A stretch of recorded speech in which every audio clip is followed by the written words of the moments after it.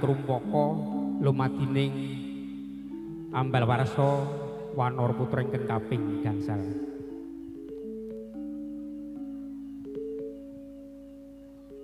Panca warsa ndungkap yuswa prayatageng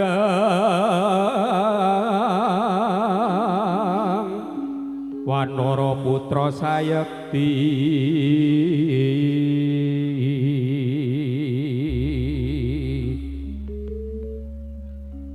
Cinangkung marang yuang aku langen beksa kang nyoto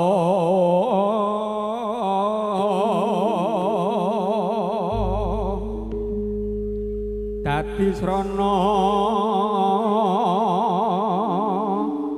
ngangkat darajating bangsa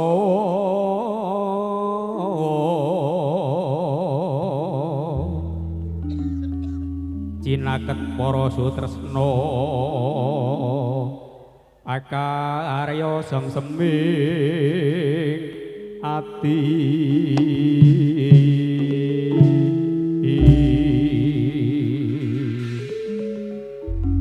ambal warsa Wanara putra mugi ngrembaka kuncara hanjayeng bawana. Amin amin ya rabbal alamin. Setunggal widowati monggo dipun aturaken sawetawis lelakon kunjuk dhateng asanipun para Astrajaya. Monggo nderek kemawon.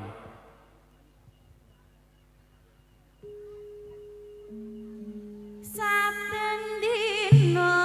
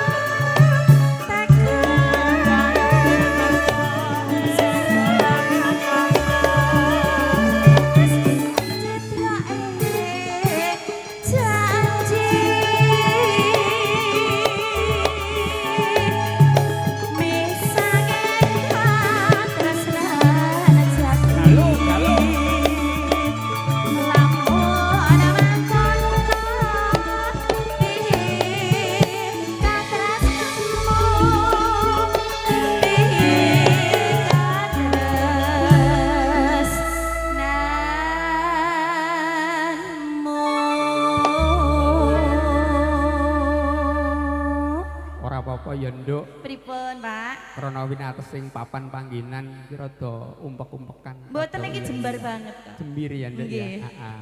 Jembir. Bagune setya kula lan panjenengan nderek mangayu bagya. Nggih. Dhateng keluarga kesenian Jatilan Wanara Putra ingkang kepareng angadeni adicara ambal warasa. Anniversary. Iya, sing kaping yang 5. kelima. Muga iso ngrembaka kuncara hanjayang bawana nggih. Semakin jaya dan sukses. Lan uga semoga semakin melekat di hati pemirsa. Begitu. Iya toh ya. Cuma di hati pemirsa aja ya, Pak. Ya. Karo atine dewi-dewi. Karo atine dewi-dewi. Ora apa-apa, senajan iki cinta jarak jauh ora apa-apa. Iya, kita cintanya terhalang oleh Mas Faris. Nah iya. Iya. PC. PC. Nyawang nganggo mripat siji. PC Pak bukan PC. Lah iya kuwi ya jane wong padha wae. Mangga. Nggih. Enek paku ki lho, paku. Mangka Kang Mas katresnanku